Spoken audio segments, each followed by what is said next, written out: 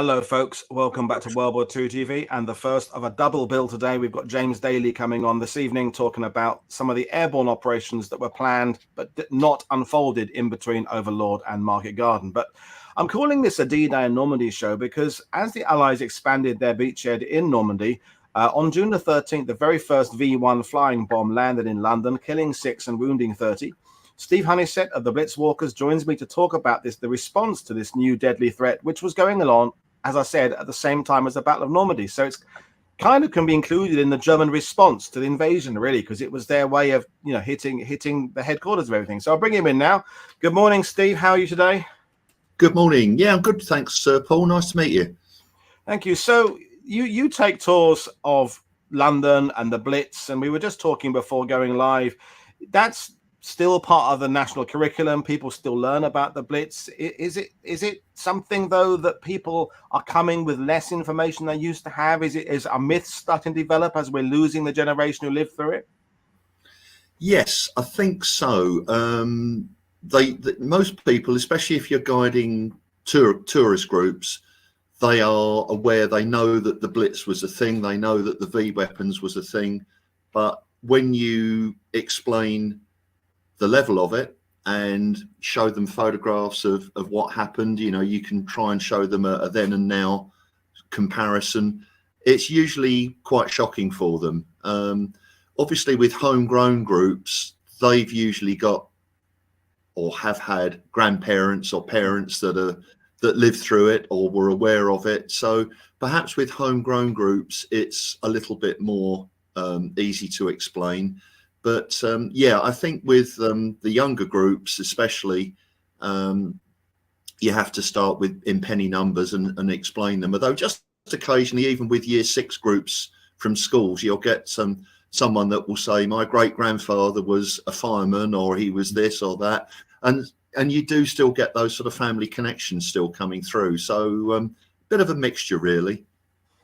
Well, brilliant stuff. So you've got a few slides, but not very many. We'll do lots of questions today, folks. So the thing, Steve, as I said in the introduction, is that this kind of came out of the blue. Now, we're not going to be talking today about what the Allies knew about the V1 programs, because obviously there's all the spies and intrigue and SOE, but we're talking about it from that civil defense, air raid precautions, the people of London for whom this was absolutely a surprise. So perhaps begin by explaining what had happened in London in the Blitz a few years earlier, how London had recovered and what organizations were set up to deal with the conventional Blitz. And then we can talk about how it transitions as the V1s and then V2 start landing. Yeah, sure. Well, the Civil Defence Network, as we now call it, it was originally set up in 1937-38, and it was called the ARP service, the Air Raid Precaution Service.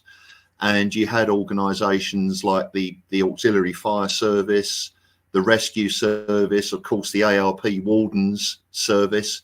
They were all established in the run-up to the declaration of war in September 39. And during the Blitz, of course, which, it's recognised as starting in London on September 7th, 1940, Black Saturday, it began to evolve. They learned by experience. They learned the hard way.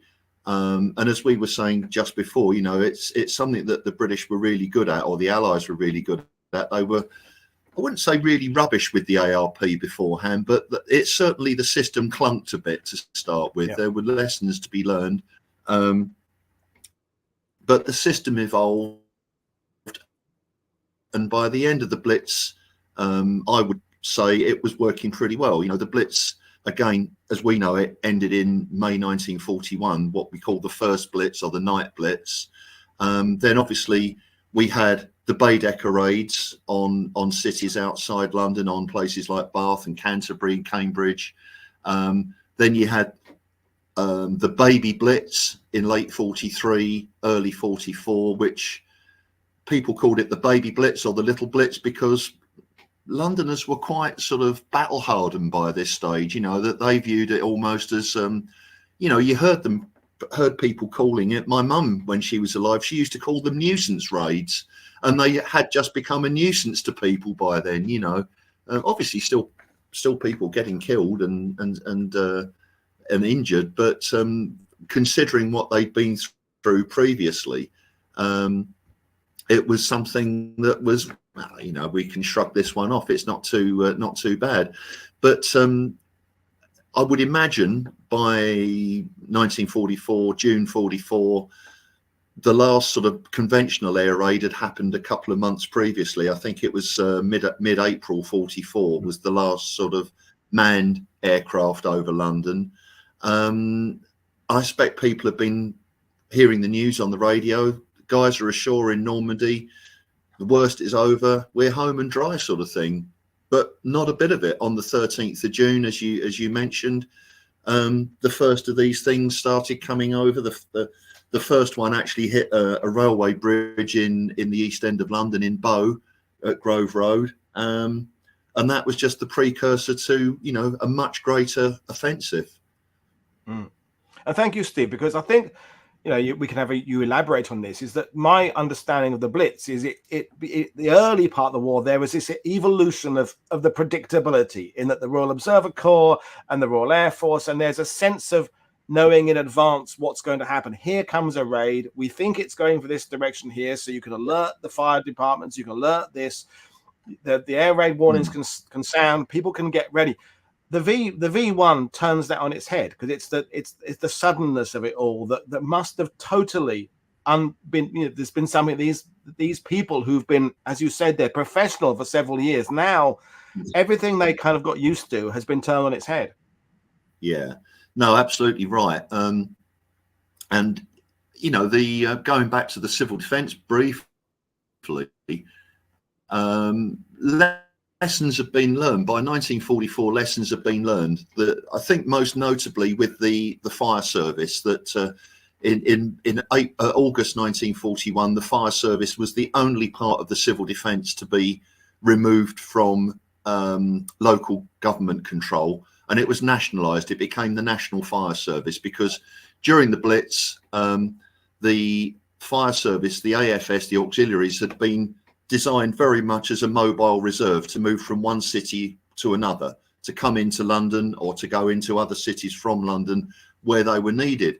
But because all of these individual fire brigades were controlled by local authorities, it hadn't really been thought through, but you had slight differences in the command and control functions. You had certainly differences in equipment. You know, there were incompatibilities in the equipment. The firefighters from outside London came in on the 7th of September and they discovered that their hoses didn't connect, you know, that they had different gauge hoses and stuff like that. Very simple sort of things, but obviously vital when you're dealing with major incidents. So by 1944, the civil defence was actually in a much better place. It had learned lots of lessons during the Blitz and during the preceding incidents.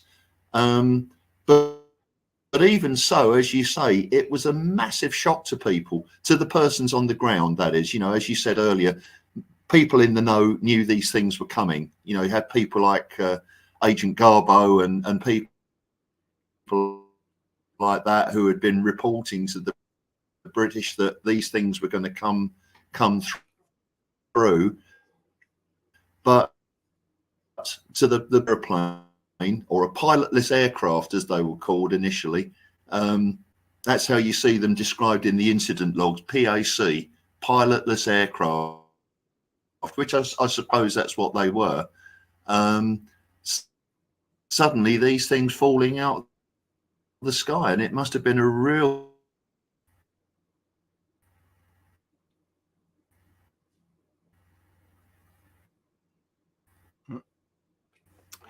Yeah, so Steve, so there's a bit of a lag on your video there, but so we're talking, you talked about that suddenness of the landing in the East End, and I said in my introduction there was that loss of life, but was there kind of an emergency meeting at a high level about how they can deal with this? What was the initial response? Yeah, sorry, Paul, I had a bit of a delay at that side, so can you just repeat that again for us, mate? Sorry. Yeah, no worries. So as I was saying, we know there was that loss of life caused by that first bomb landing, but what happens in official departments? Is there kind of an emergency meeting about, holy crap, what are we going to do about this? How can we change our method to deal with this completely new threat?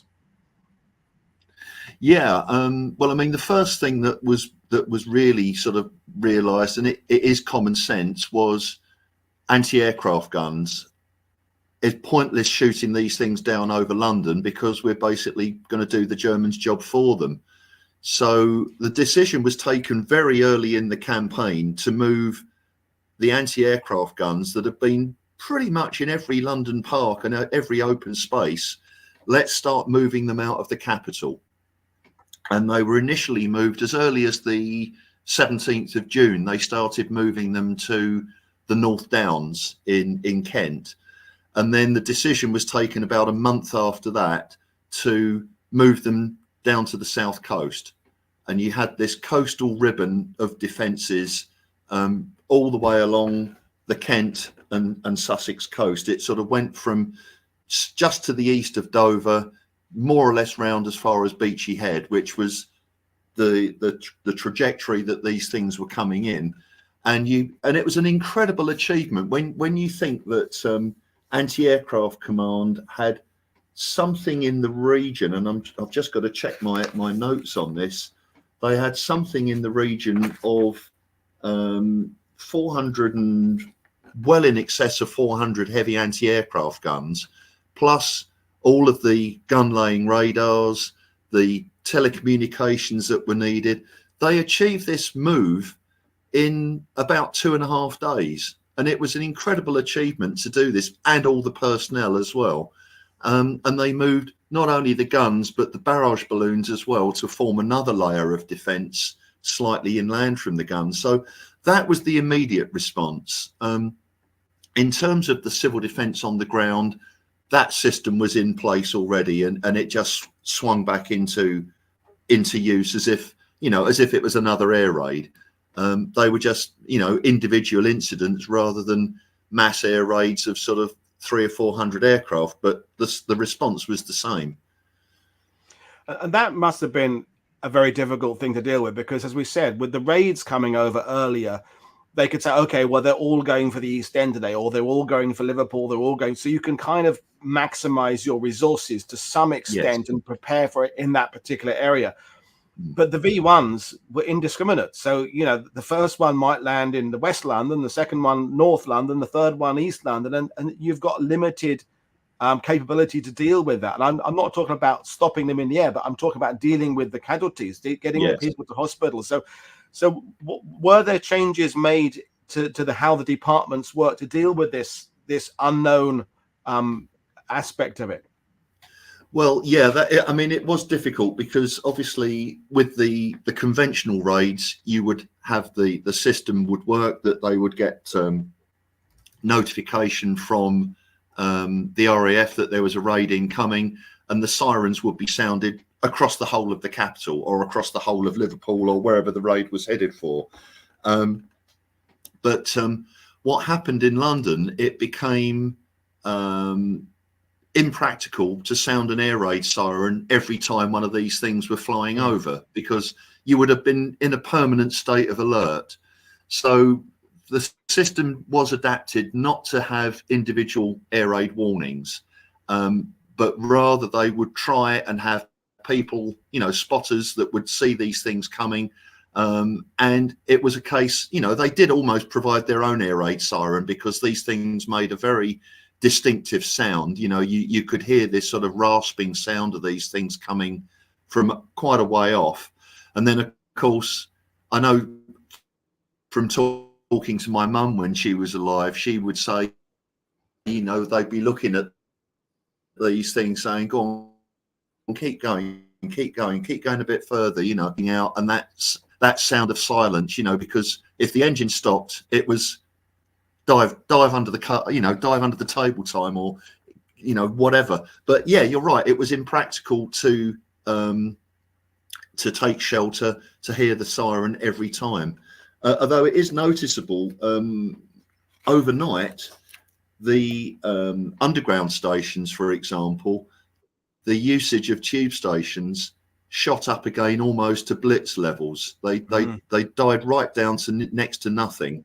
But during the blitz, you had people all of a sudden, during the V1 campaign, you had people all of a sudden, right, we're going to spend the night in the tube stations, or we're going to go to Chislehurst Caves. We're going to do something to take shelter just in case. So that was certainly noticeable, that the shelter usage shot up again during the V Weapons campaign. And that brings us, thank you very much for that, to something Chris Kolonko said in the comments. He said, my nan still had very vivid memories of the sound of the V1s coming over. Even 70 plus years later, it would make her stomach turn. And I think anybody here watching this who's British or has a British family will remember that psychological effect of the V1s. As you said there'd been that kind of the Blitz spirit that had developed in the war. People kind of knew what to do. They heard the air raid sound. They knew where they were supposed to go. And life kind of went on despite the loss of life. There was a sense of, preparedness. The psychological effect of the V1s was, I'm assuming, something the Germans must have built into the effect of it. And it was a terror weapon as well as being a physical weapon. So have you got any stories of how the people of London reacted in that way psychologically to it? Did it put the fear of God into people? Yeah, I mean, when you, it's interesting, I'm not an expert in the mass observation thing, but I've read sort of extracts from that over the years, and it certainly does seem to have had an effect on morale. People were, understandably, war weary by this stage, as we've said earlier, that they'd lived through the Blitz. They had every right to think that the worst was over, and it definitely had an effect on morale, not in terms of people saying, oh, we want to give up or anything like that, but people had had enough. People really had enough. And it's noticeable that you had all the same grumbles coming out that you'd heard during the Blitz about, we haven't got adequate shelters, the public shelters, especially the surface shelters, aren't safe enough, they're not sanitary enough. When are you going to give us decent shelters? So on and so forth. So much so that in London, you probably knew that, and if people watching weren't aware, as a result of the Blitz, construction had been authorised of 8 deep level shelters to parallel underground conditions, but much deeper than the underground stations. They were purpose built shelters. There were 4 north of the river, 4 south of the river, and they hadn't really been used because obviously they were completed after the Blitz was over. I think the first one was commissioned in about early part of 1942. So obviously the Blitz was fading into memory by that stage. But there was so much pressure from the public that the deep level shelters were commissioned and open to the public. So you had something in the region of about 12,000 people in London started using these things. By the end of July 1944, they were being used. They opened them up in Stockwell, Clapham North, Clapham South, and on north of the river in Camden Town and Belsize Park. So they tried to even out where they were needed, and they were very gratefully received. People at last had somewhere safe, somewhere sanitary, and somewhere that didn't sort of feel like it was an afterthought to shelter in. So it made a difference, and that was certainly as a result of public pressure to finally give us somewhere decent to shelter in. No, thank you for that. And as Ian Carr is saying in the comments, V1s were coming over 24 hours a day, so there was no relief from it. Whereas again, with the earlier Blitz, there was this preparedness. There was this sense of, something will probably come today, and the weather. That if you knew that the weather was particularly bad, you're probably going to not have anything come over. But V1s didn't have that same kind of issue. So the next thing I want to ask you about, Steve, really is, I don't want to get into technicalities of what different bombs do, but during the course of the Blitz, they dealt with incendiaries and small bombs and large bombs and delayed fuses and proximity, all that kind of stuff. What challenges did the V1s cause in terms of the destruction? I mean, obviously, there were the odd dud and things, but what different kind of damage did it do to buildings, and particularly in industrial targets, that meant that they had to kind of rethink their model of what to deal with it? Yeah, I mean, these things had a near enough a 1-ton warhead, so they were powerful pieces of kit, and that was, the blast effect from those things. We're looking at a picture now of the Guards Chapel, or the remnants of the Guards Chapel, which incidentally that happened today. It's the 80th anniversary of the Guards Chapel. It was the worst single V1 incident of the war, certainly in London. 121 people killed. It was again, the random nature of these things, as we were talking about earlier. This hit a church, and it hit a church on a Sunday morning when a service was in progress. So it couldn't have happened at a worse time for the people on the ground. 121 killed, about twice that number seriously injured. And I think from memory, there were 39 people that actually came out as walking wounded. Everybody else in the church was either killed or seriously injured. So horrendous incidents. The damage tended to be far more total with one of these things than with, as you say, a typical incendiary bomb. If you were lucky with an incendiary bomb, you could clamber up on the roof and deal with it, or if it fell in the street, you just tip sand on it and that would be the end of it. Obviously there were larger bombs as well, as you said, but these were larger bombs every time. You're talking about 2,400 and something of these reach London, so you're talking about 2,400 1-ton bombs going off in random places across London, sometimes falling harmlessly in the Thames or in the middle of a park. But for everyone that did that, you had another incident like that. And again, on the same day, we're looking at Hungerford Bridge. For those of you that know London, Hungerford Bridge is the railway bridge that takes the Southern Railway into Charing Cross Station. And, that luckily nobody was killed in that incident, but you can imagine what it does to the logistics. You take out a railway line that wasn't fully repaired until after the war, as you can imagine. So the disruption it could cause, notwithstanding the deaths of people, but the disruption to the logistical side of things, knew no bounds really. And as you say, with the D-Day connection, the Germans would have been hoping that it could cause as much destruction to logistical aspects as possible.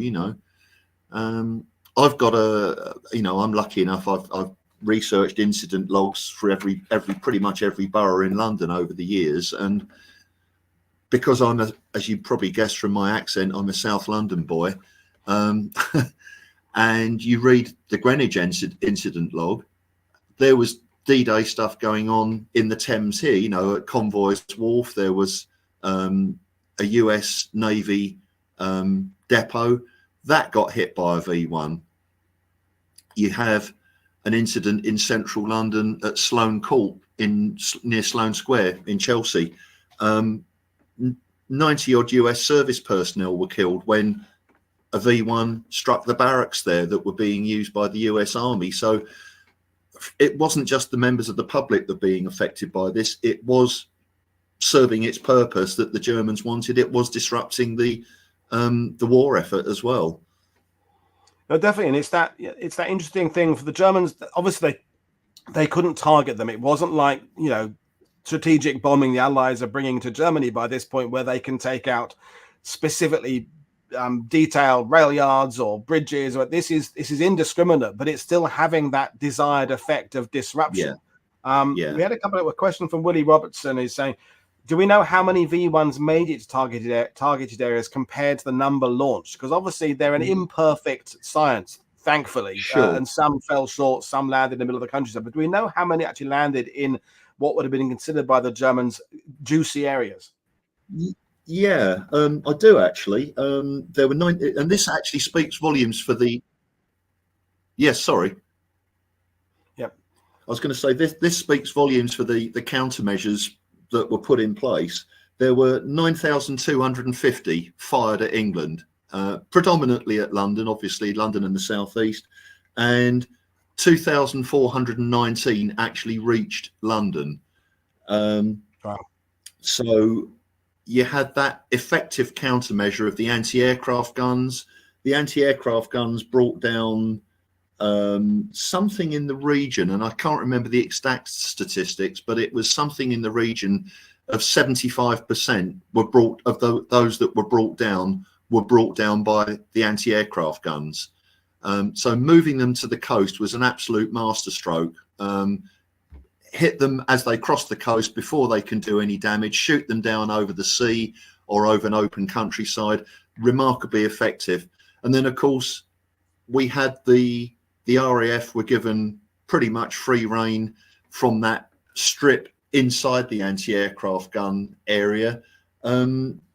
We've all seen the footage of the Spitfire tipping one over, which they didn't actually physically touch them, but it was mainly Tempest, Mosquitoes, Spitfires, Mustangs, and the Meteor that was coming into service then. They were responsible for bringing down a certain number of these things. So the countermeasure is remarkable. As I say, 9,250 fired at England and only 2,400 that reached it to London. And I use the word only very advisedly, obviously, because that's still quite a lot of damage to be done. And the other thing I think is worth mentioning, Steve, is the effect on the Allied soldiers in Normandy, because if you're an American soldier fighting in Normandy, you know that your family is safe in Chicago or New York or wherever they would be. And the British and soldiers had that kind of, the previous 2 years had been remarkably quiet in London. I mean, obviously it was the mini blitz, but now they're in a position where they're worried about their families, their wives, their mothers, their children who are in London. So it did have an effect on the morale of the British units in Normandy. So that's why I think it's valid to have this as part of the Normandy story, and it eventually affects the Allied campaign as the Allies have to move towards the V1 launch sites. I mean, we could go into a whole separate thing about the V1s coming out of the Cherbourg area of Normandy, most of which weren't actually fired from there. They're fired elsewhere, but the Allies raced up there to try and take out these positions because of this threat. And I like the fact you mentioned the fact the Allies do develop the improved anti-aircraft methods and the Meteors and the Spitfires. So public opinion, they would have felt within a few weeks that the British were meeting this threat with a new response. But for those first few days and weeks, let's go back to that the experience of those first few boroughs of London where these things landed. How did the hospitals, how did the services deal with the medical issues and also the psychological threat?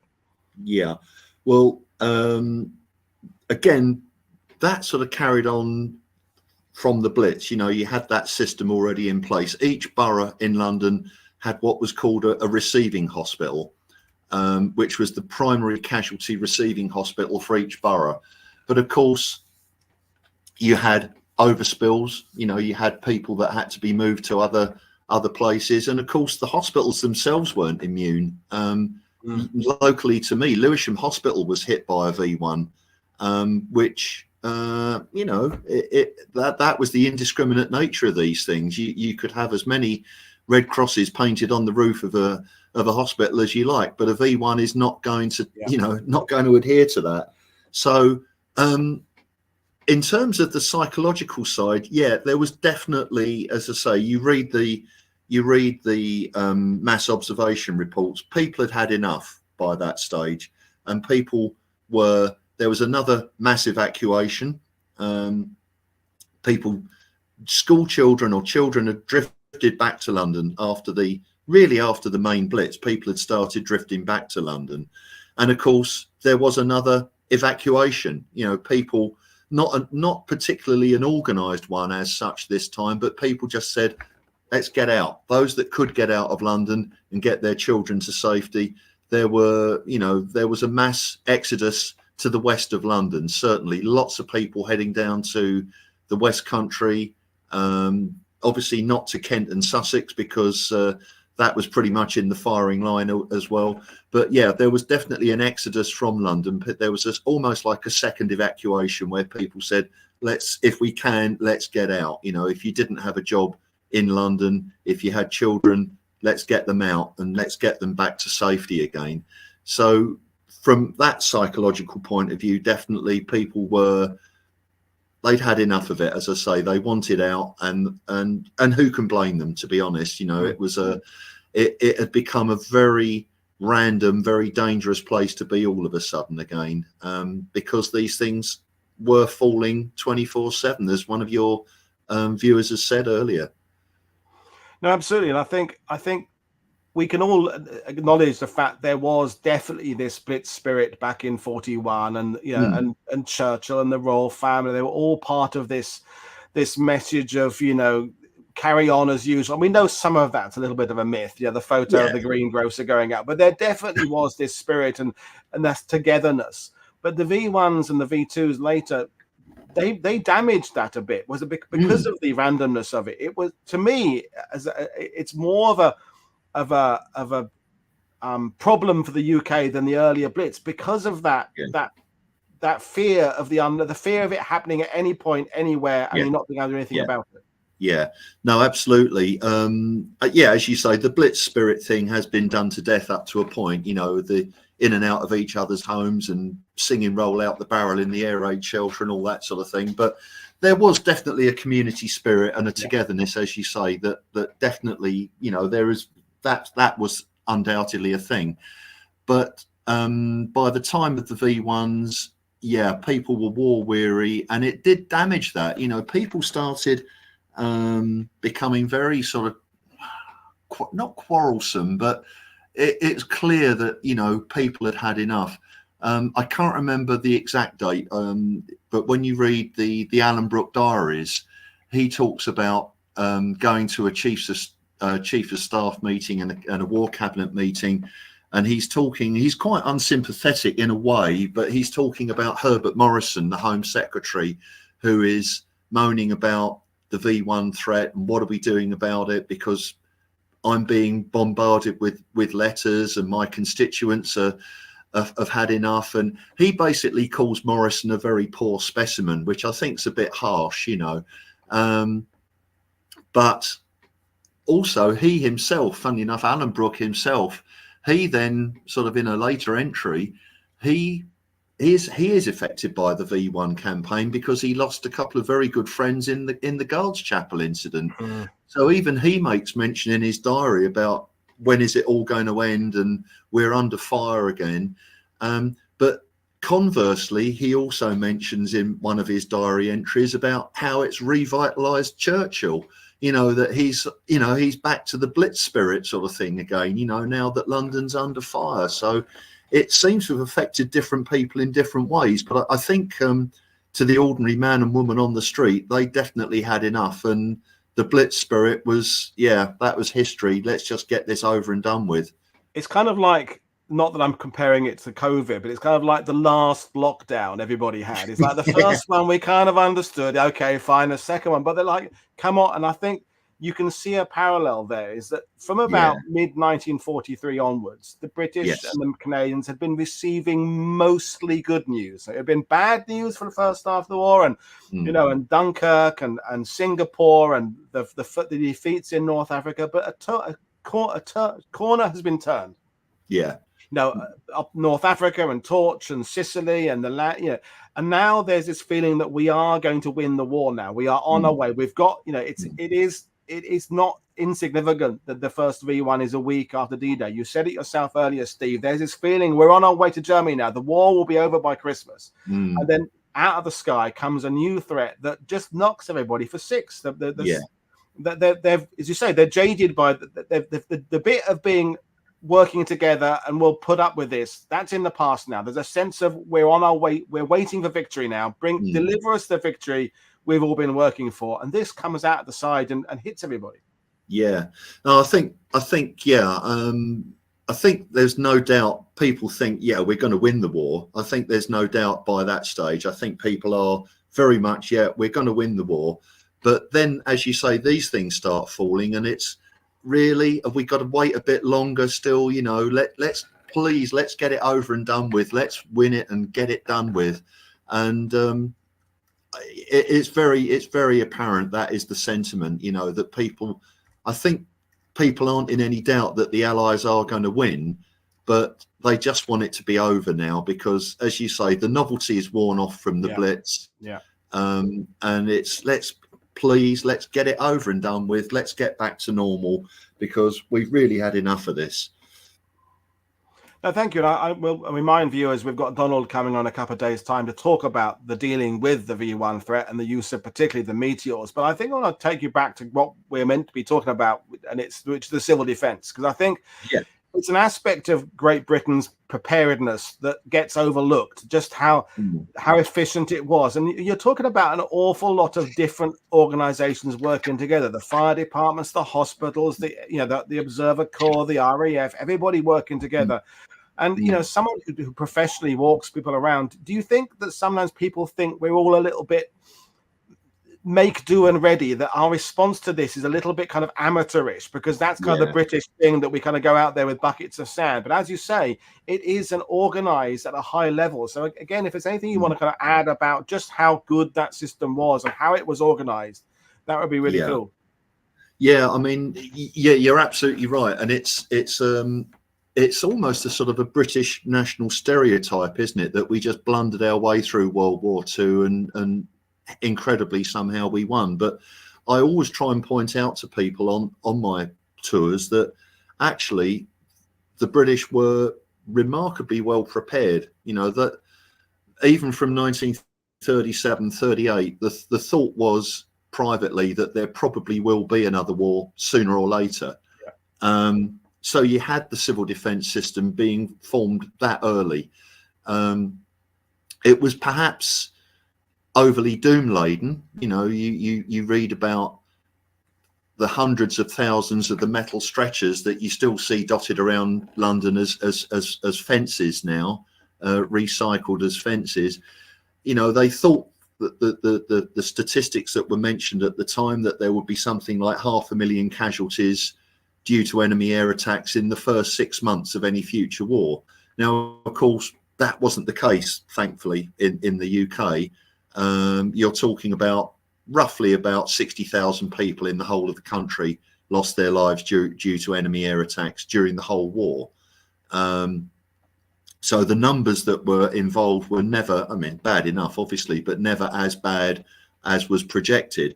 But you had this system in place on the outbreak of war. You had air raid wardens, you had the expansion of the fire service, the expansion of the ambulance service, you had, as you say, the Observer Corps, you had the rescue services were in place. And you look at the civil defence chain of command, which covered pretty much everything you can think of from the fire, police and ambulance downwards, suddenly became part of that chain of command. It was there, it was in place, and it worked not entirely smoothly from the get-go, but it did work, and it evolved and it improved. And by the end of the Blitz, it was, as you know, pretty much as good as it was going to get. I think the thing that you do hear people permanently grumbling about right through the war was not the lack of shelters as such, but the lack of good shelters. But again, even in that respect, we were far better organised than people sometimes give credit for. The only thing really that evolved once the Blitz had started was you had this strange sort of notion that if people were allowed to use the underground stations as shelters, that they would somehow become cave dwellers and would never come out and would stay down there, and that would be the end of the war economy because everyone was cowering in the tube stations. And that wasn't actually until the first sort of 10 days or so of the Blitz that decision was reversed and people were permitted to use the underground as a place of shelter. And of course, you see the early photographs, it is a scene of organised chaos down there, you know, people sleeping on platforms and stuff like that. that evolved during the Blitz. But again, by the time of the V1 campaign, you did have a proper shelter system in place, albeit one that was only opened because of public pressure. But it's a much more organised system than we're given credit for, and dare I say, far more organised than on the German side. They hadn't considered it really necessary to provide air raid shelters for their members of the public, because after all, the Allies weren't ever going to be allowed to fly over German territory. You know, that was the mindset, that they will never fly over our territory. They won't reach us to drop bombs, and that was something they were very slow out of the blocks on, was organising shelters for their own people. That's a very good point, Steve. And it's also bringing in the fact that one of the bonuses that British and our allies did is the incorporation of different age groups, and of course women. I mean, without women involved in some of these tasks, including the fire service, it would have struggled. Whereas the Germans, in their kind of family coming first, they never mobilized women in anything like the numbers other countries did, and so they were left kind of unprepared for what happened to them later in the war. But the British mobilized. It's a network. It's the civilians. Everybody's involved in it. Everybody's the kids collecting paper for the war effort. It's a national effort rather than leaving it to certain people. Yeah, no, it's a game changer. You know, you look at, for example, sort of a bit of a pet project of mine, the fire service. It wasn't, before the war, it was just something you couldn't do as a woman. You could not join the fire service.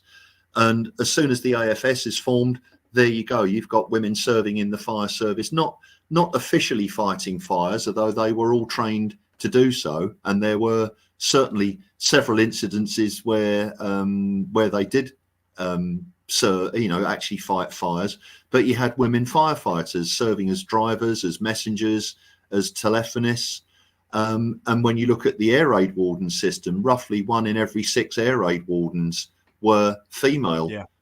So it was a real sort of cross civilian effort. You know, it was very much another citizen army, really. You know, you talk about the army being a citizen army with the conscripts and the call-ups, but the home front, it was definitely a civilian citizen army. You know, people manning the rescue services, people operating the fire services, the doctors, the nurses,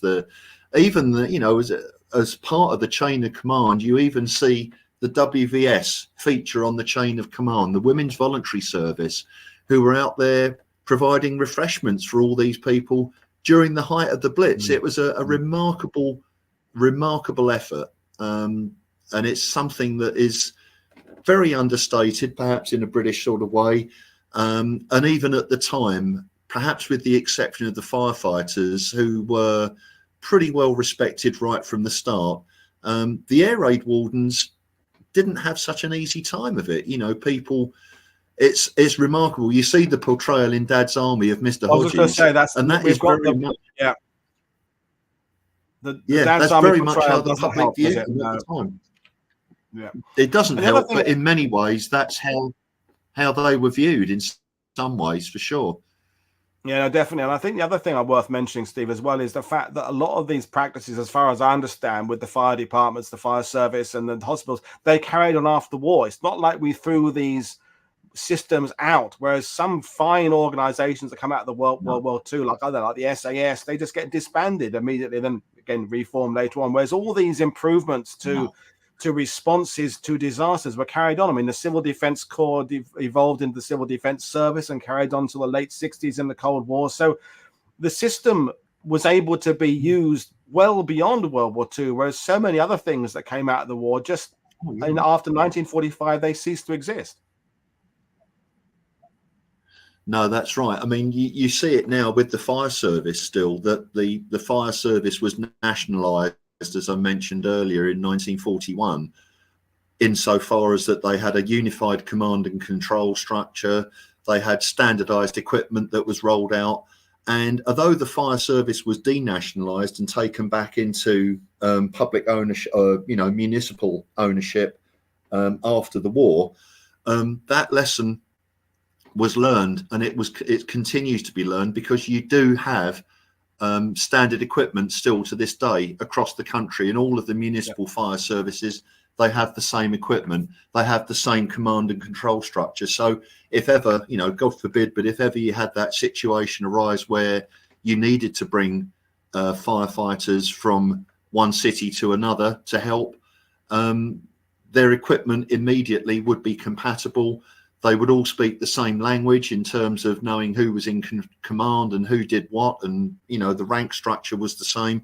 So yeah, very much that lesson, sort of nearly 80 years on, is still very much out there. Now, thank you, Stephen. So as we bring things towards an end now, any other things about the V1 era that, as a Blitz specialist, you think we should all know, or myths that you'd like to bust? Any other particular points you think we should share with the audience? Well, I don't know about necessarily myths. I mean, I think one thing you do hear some people, you know, I had a group yesterday, and somebody was saying that they were aimed at certain things, you know, and I was trying to explain to them that, yeah, they were an early form of cruise missile, but they weren't aimed at anything other than London. They were pointed in the general direction of London. The nominal aiming point was Tower Bridge. That was actually the nominal aiming point for the V1s. That was the distance that had been worked out. But obviously, you then had crosswinds, tailwinds, headwinds, all that sort of, all those variables that come into it. So you didn't have 2,000 odd V1s all hitting Tower Bridge, but they were coming in that general direction. They weren't aimed at specific targets. So sometimes that is mentioned by people that are on my tours, that they say, well, surely these things were aimed at, you know, they were aiming at Buckingham Palace, or they were aiming at this or aiming at that. No, they weren't. They were just aiming at London. They were pointing in the direction of London. If they hit something of value, then happy days as far as the Germans were concerned. But they weren't, you know, they weren't aimed at specific, you know, individual targets. It's not like the Gulf War, where you sort of would see these bomb cameras and it would fly through a window and obliterate something. It wasn't as complicated as that. So that's one of the myths really that still gets out there. But other than that, no, I mean, it's a fascinating time. And if you're, you know, in London, look at certain, you know, I always say to people, look at the buildings, look for the bomb splinter damage, look for the changes in brickwork, look for where you've got a terrace row of Victorian terrace houses and you've got something much later that appears in the middle. They're your little clues to see what's happened, whether it be a bomb incident, a V1, a V2, or whatever. That gives you your little clues that, you know, that you're possibly looking at a little bit of wartime history. A great point. We have one last question from Ian Carr towards the next stage of the war. Ian is saying, was the end of the V1 and V2 being in range announced to the British public? Because as the Allies pushed their way through towards Germany, there is a point when the V1 and V2 threat goes away. Was that officially announced? Do you know? It wasn't announced as far as the V2s were concerned, because that was so near to the end of the war anyway. Yeah. They sort of naturally petered out. I think there was a slightly ill-advised comment made. I can't remember who it was now. It might have been Duncan Sands, who made a comment that the robot war is over. And they called that was another name for the V1s. They called them the robot bombs. And he made a comment like that when they knew that they'd overrun the launch sites.